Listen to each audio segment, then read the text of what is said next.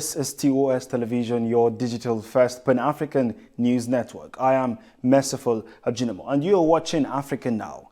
Veteran Uganda opposition figure Kizza Besigye was released on Monday after a court slashed his cash bail that forced him to spend nearly 2 weeks in custody.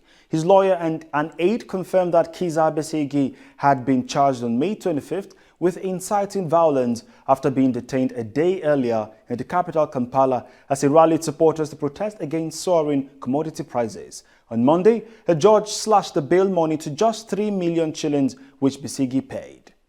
United Nations agencies on Monday said nearly 250,000 people are facing starvation in Somalia as a drought worsens and global food prices hover near record highs. The agency said a fourth consecutive rainy season had failed in the Horn of Africa country, and meteorologists were warning of another below-average raining season later this year as the world's climate becomes more erratic. Around 3 million livestock have died in Somalia due to the drought since May 2021, the agency said. Ryanair has mandated that South African passengers prove their nationality before traveling by completing a test in Afrikaans. Afrikaans is a language used by just 12% of the population that has long been identified with apartheid and the white minority. Any UK-bound passenger from the country is required to fill in the simple questionnaire due to a high prevalence of fraudulent South African passport, Europe's largest airline by passenger numbers said.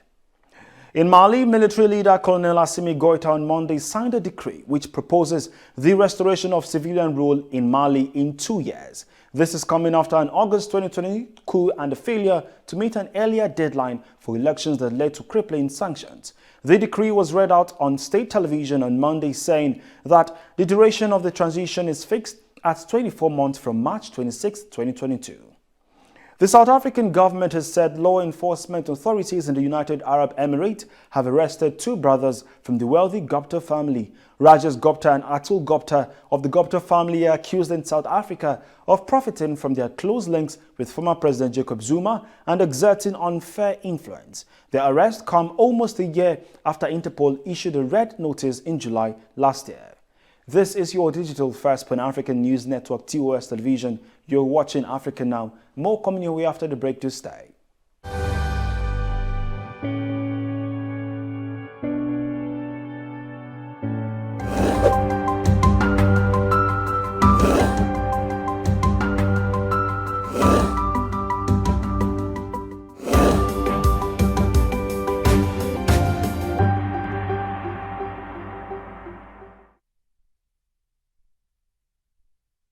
Welcome back.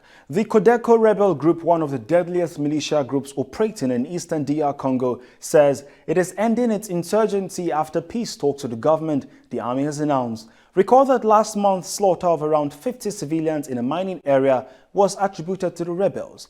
The truce came as army chiefs from the states that make up the East African community met in Goma town to decide on a regional force to fight militia groups in eastern DR Congo. A leading civilian group, the Forces for Freedom and Change, has rejected a UN-backed attempt to resolve Sudan's political crisis, TOS TV News learned. AFFC's statement read that a meeting with the army supported by the UN, African Union and regional group IGAD does not address the nature of the crisis, and the process should focus on ending the coup. To Botswana, the country's prosecuting authority says it is considering applying for the extradition of former President Jan Khama from South Africa. Recall that Mr. Khama failed to appear in court for a second time for his trial on firearms charges on Monday. He has been in self-imposed exile in South Africa since last November, citing alleged threats against his life and the alleged harassment of his family members by the current government. And now 6 opposition leaders who were arrested following violent anti-French protests in Chad were handed 1-year suspended sentences on Monday for disturbing public order. The demonstrators were protesting against what they see as France's continued interference in the country's politics. Meanwhile, the European Union Aviation Safety Agency has revoked a license it had granted Kenya Airways to maintain UK-registered aircraft after it failed a compliance audit. According to the Kenyan National Courier, the agency revoked the license because, during the certification audit, the agency requested that KQ separate some of its general storage and install a temperature control device in accordance with European standards. And that is TOS African Now. For more updates, do visit our website at www.tostvnetwork.com. Follow us and like our social media handles on Facebook, Twitter and Instagram. And remember to subscribe on YouTube. Do stay with us and enjoy more programs on TOS Television Network. I am Merciful Ajinomo. Thanks for watching.